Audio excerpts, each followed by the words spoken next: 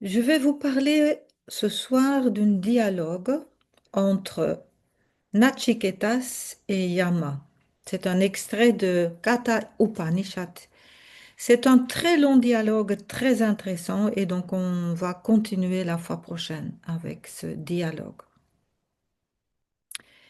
Nachiketas est un jeune garçon, c'est même pas encore un adolescent, et il observe un jour son père faire des rituels sacrés pour obtenir des richesses.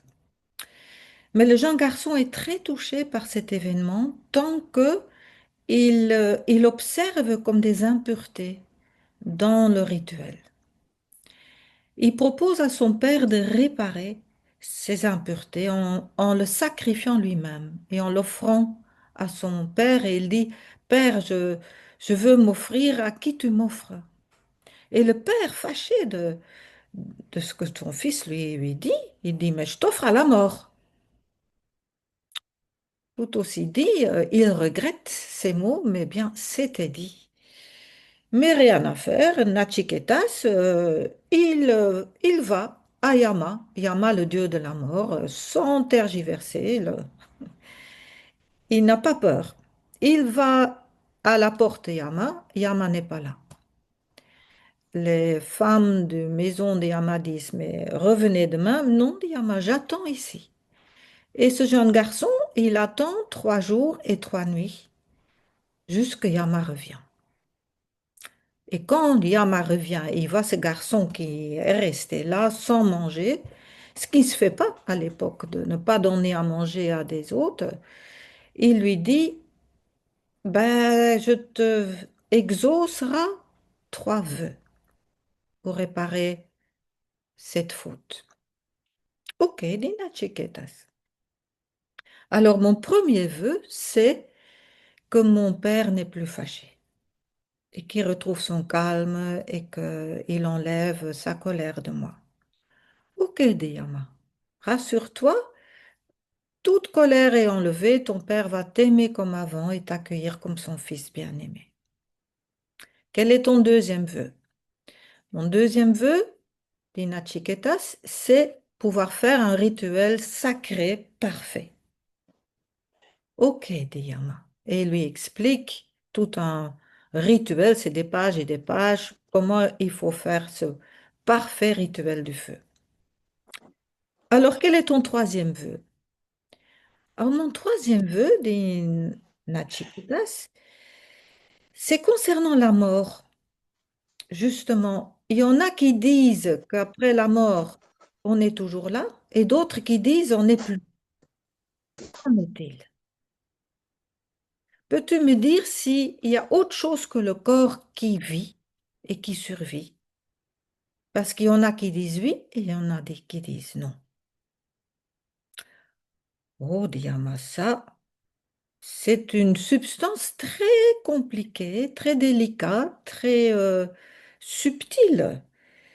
Même les dieux ne s'entendent pas là-dessus. S'il te plaît, demande-moi autre chose. Ah non, non, non, dit Nachiketas. Non, non. Moi, il n'y a que ça qui m'importe. Quel est, quel est qu'est-ce qui se passe à la mort? Quel est le sens de cette mort? Et il n'y a que toi qui peux m'expliquer. Parce que sinon, je ne peux pas trouver le sens dans cette vie où tout est éphémère. Et en effet, cette connaissance, et là je fais un entre parenthèses, est très difficile de la mort. Et nous voyons bien dans notre société comment tous les polémiques sur l'aide à mourir, sur tout ce qui concerne la fin de vie, euh, tournent souvent en rond comme si on n'a pas la compréhension. Qu'est-ce que c'est la mort? Comment considérer la mort? Et c'est très important. Donc, Nachiketas, il revient à la charge. Explique-moi, s'il te plaît, Yama. Ah, Yama dit non, non.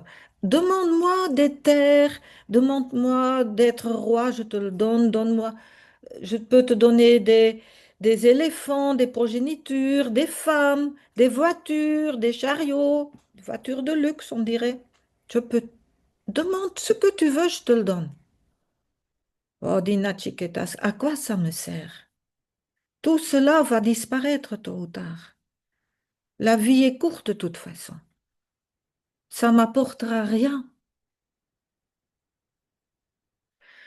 Et quand j'ai lu cette histoire, deuxième parenthèse, j'ai dû penser à une histoire qu'une mère me racontait. Une femme dans un de mes cours, elle me, elle me raconte que son fils de 7 ans, à l'époque, un jour lui vient et dit, Maman, tout tourmenté, à quoi sert la vie? Parce que de toute façon, on va mourir.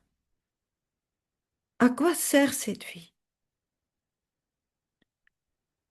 Question profonde que peut-être vous vous êtes déjà aussi posée. Et qu'est-ce que vous répondrez si ton enfant demande à quoi sert cette vie? La dame en question, elle était prise pour dépourvu. Elle dit, ben, ça sert à se faire plaisir. À quoi ça sert? Le garçon restait très tourmenté. Je comprends pas. On meurt de toute façon. Elle dit, ça sert à être heureux. Encore, le garçon était vraiment mal, hein. Vous ne comprenez pas. Et après, elle a dit, ça sert à s'aimer. Ça sert à s'aimer et à s'aider mutuellement. Et là, elle a senti que son garçon s'apaisait. Et il était satisfait. Donc, de la même façon, Nachiketas, il veut la réponse de Yama. Et Yama, il commence à comprendre que son intention est forte. Il a testé, il a donné moult autres choses. Non, il voit que Nachiketas, il n'en déborde pas, qu'il veut vraiment savoir. Et là, Yama commence son enseignement. Et la première chose qu'il dit, c'est il y a une différence entre ce qui est plaisant et bénéfique ou préférable. Shreyas et Preyas.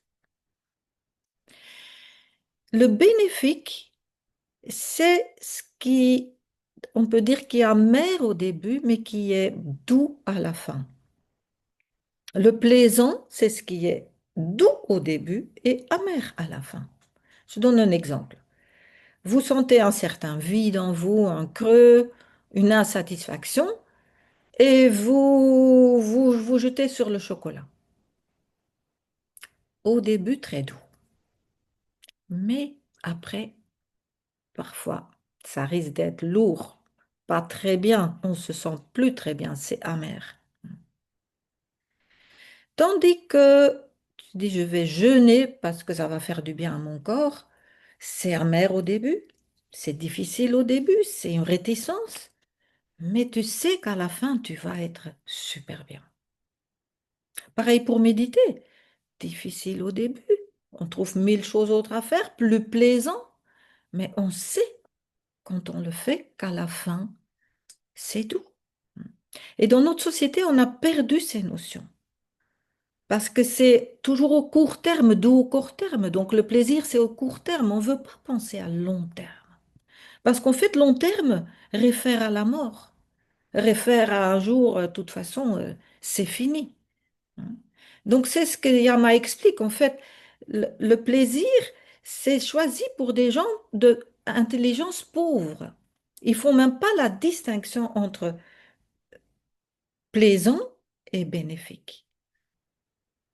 C'est l'homme intelligent qui peut discerner les deux, qui peut dire c'est pas pareil.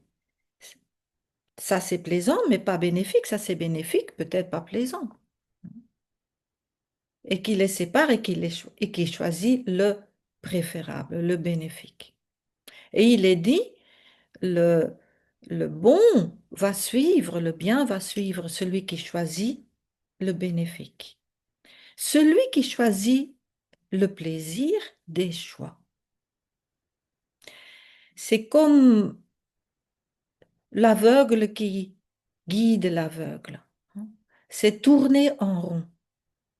Et Yama dit, c'est celui qui veut constamment croire qu'il n'y a que ce monde. Ben, celui-là, il connaîtra encore et encore, moi, la mort. Et là aussi, je fais une parenthèse en lien avec ce que nous vivons à l'époque avec tous les scandales qui émergent de tous les côtés. Vous savez de quoi je parle, hein, c'est pour le moment un énorme réseau et confrontation avec justement ce qui se passe quand c'est le plaisir qui prend le dessus. Quand il faut du stimulation, du plaisir, du pouvoir, de l'argent, et puis du plaisir. Et en fait, c'est doux au début, mais c'est amer à la fin. Il y a ce vide après. Et après, il faut plus de plaisir, plus d'intensité, plus de stimulation pour être encore pire et plus vide après, parce que ça ne donne pas le bonheur, ça ne remplit pas. C'est comme une drogue. Donc, ça, c'est un spirale vraiment vers la déchoix, hein, vers vers la descente, vers le sordide, hein. On franchit de plus en plus les limites, il y a de plus en plus de violence et ça termine par la mort de l'autre, le suicide. C'est assez enseignante l'exemple aujourd'hui, hein, de cette différence entre plaisant et bénéfique. Donc, on m'a dit, l'homme intelligent, il choisit de concentrer son esprit sur le soi, sur ce qui est bénéfique. Alors, Layama dit ces mots du soi, hein, les mots qu'en fait Nachiketa attend. Le soi n'est jamais né et ne meurt à aucun moment. De rien il est issu et rien n'est issu de lui. Antérieur à toute chose, il n'est pas détruit lorsque le corps est détruit. Plus infime que l'infiniment petit, plus immense que l'infiniment grand, le soi est enchâssé dans le cœur de chaque créature.